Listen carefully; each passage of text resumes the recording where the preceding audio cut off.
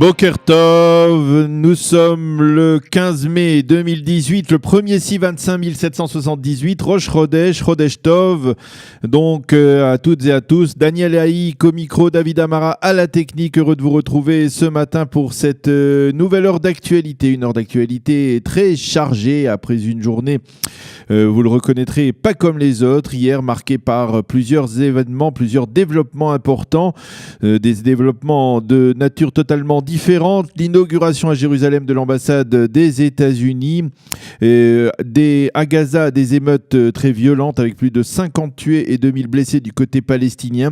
Et enfin, avec un événement plus réjouissant, celui de la soirée qui a été organisée en l'honneur de Neta hier sur la place Rabin, avec des dizaines de milliers de personnes qui ont célébré la victoire de Neta Barzilai à l'Eurovision. Alors nous allons revenir bien entendu sur ces événements dans le journal qui va suivre, mais également dans le cadre de cette heure d'actualité avec nos invités.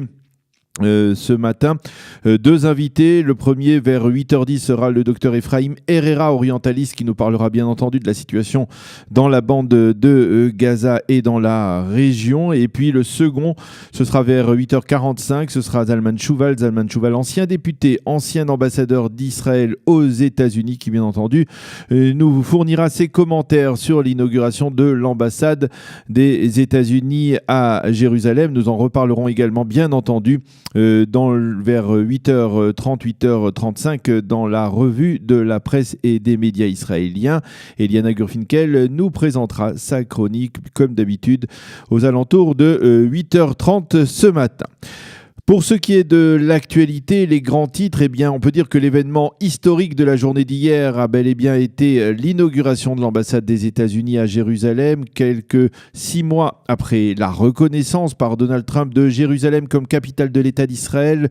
L'ambassade des États-Unis s'est installée solennellement hier à Jérusalem au cours d'une cérémonie, on peut le dire, parfaitement minutée, orchestrée par le maître de cérémonie qui n'était autre que l'ambassadeur des États-Unis en Israël, David Friedman. C'est Jared Kushner, le gendre et conseiller spécial du président Donald Trump, qui a pris la parole pour souligner la centralité de Jérusalem pour le peuple juif et pour l'État d'Israël. Il a également affirmé que pour faire la paix, il fallait dire la vérité et parler vrai, avant de préciser dans une phrase qui pourrait contenir plusieurs sous-entendus: le temps est venu de prendre des décisions importantes pour la paix. Quant au président Trump, dans une intervention vidéo de quelques minutes à peine, il a rappelé qu'il y a 70 ans, jour pour jour, le président Harry Truman avait reconnu l'État d'Israël après la proclamation de son indépendance.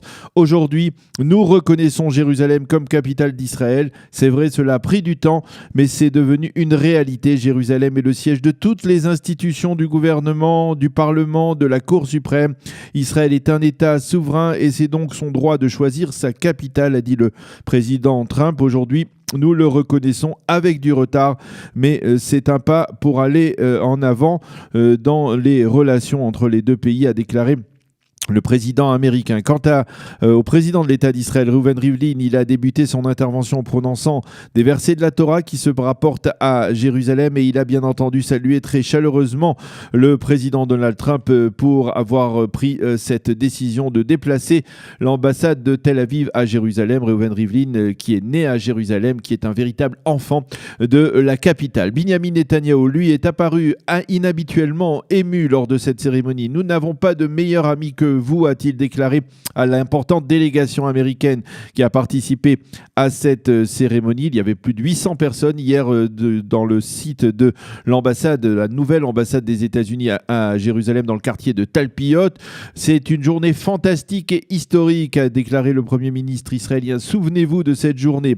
Le président Trump a écrit l'histoire et nous lui serons éternellement reconnaissants. Le Premier ministre a rappelé que ce site de l'ambassade lui rappelait sa jeunesse, lorsque sa mère lui disait de prendre garde aux tireurs jordaniens qui se trouvaient de l'autre côté de ce qui était jusqu'en 1967 la ligne de démarcation, la frontière. Eh bien, aujourd'hui, ce site accueille l'ambassade des États-Unis et visiblement, M. Netanyahou a été particulièrement touché ne serait-ce donc que par la situation géographique donc, de cette ambassade. Il a chaleureusement remercié également David Freeman pour avoir œuvré à la réalisation de ce rêve.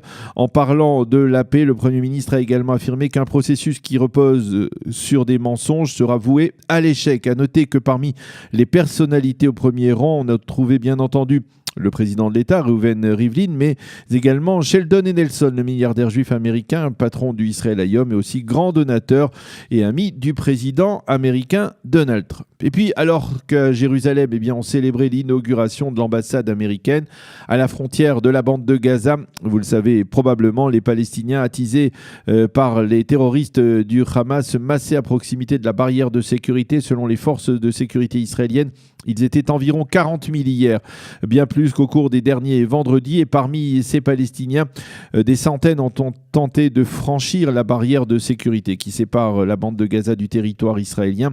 Mais ils ont été repoussés par les tireurs d'élite de l'armée israélienne. Alors bien entendu, le bilan de côté palestinien est très lourd. Plus de 55 tués et 2000 blessés selon le porte-parole de l'armée. Les Palestiniens tués ont été neutralisés alors qu'ils déposaient des engins piégés le long de la barrière afin de forcer cette barrière. En réponse aux actes terroristes des Palestiniens, l'armée de l'air israélienne a bombardé hier 11 positions du Hamas à l'intérieur de la bande de Gaza. Nos forces sont déterminées à agir fermement contre les attaques palestiniennes menées par le Hamas. Nos forces entendent poursuivre leur mission de défendre la souveraineté de l'État d'Israël et des citoyens israéliens, a déclaré le porte-parole de Tsahal. Au sein des forces de sécurité israéliennes, on estime que le paroxysme de cette vague de tensions devrait intervenir aujourd'hui à l'occasion de ce que les Palestiniens appellent la Nakba donc avec des risques de forcer la barrière de sécurité par des milliers de Palestiniens. Les forces de sécurité israéliennes sont déployées très massivement autour de la bande de Gaza pour déjouer ces projets. Les quotidiens israéliens, on peut dire que les quotidiens israéliens se font l'écho des protestations très vives de la communauté internationale après ce qui s'est passé donc durant la journée d'hier le long de la frontière entre la bande de Gaza et Israël. On peut mentionner en particulier la manifestation monstre qui s'est organisée hier à Istanbul contre Israël et la décision du gouvernement turc de Tayyip Erdogan en particulier et des Sud-Africains de rappeler leurs ambassadeurs à Tel Aviv. Le Yediot, les journaux en fait citent également Emmanuel Macron qui sans trop avoir vérifié s'est empressé de condamner la violence des forces israéliennes, a-t-il dit, dans cette affaire. Et en plus, il faut souligner que les Américains, eux, par contre, ont soutenu l'État d'Israël. Ils affirment la responsabilité de cette situation incombe entièrement au Hamas. Fin de citation.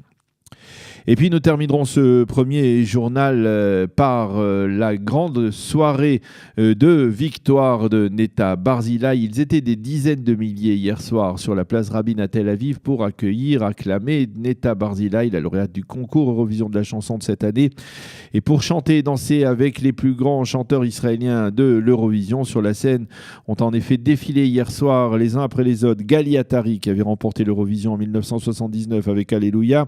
Il y avait également Avi Toledano, Moshe et Orna Datz. Tous les chanteurs très connus en Israël ont chauffé la salle. On peut chauffer la place Rabin. Le public était survolté lorsque Netta est arrivée comme une véritable star, certains diront comme une véritable diva. Celle-ci a chanté bien entendu Toy, sa chanson fétiche, et même elle l'a chantée 2 fois et elle a fait une déclaration d'amour au public dans l'ensemble aux Israéliens. Je vous aime, vous êtes ma seconde famille. Je suis heureuse d'avoir permis de rapprocher les cœurs dans la société israélienne. Le maire de Tel Aviv, Ron Hulday, a invité Netta à monter sur scène et il lui a offert une serviette de plage sur laquelle on pouvait lire Netta aime Tel Aviv. Et ce matin, on peut voir donc des photos de cette soirée dans la presse israélienne. Nous y reviendrons dans la revue de la presse et des médias israéliens. Ce sera vers 8h40.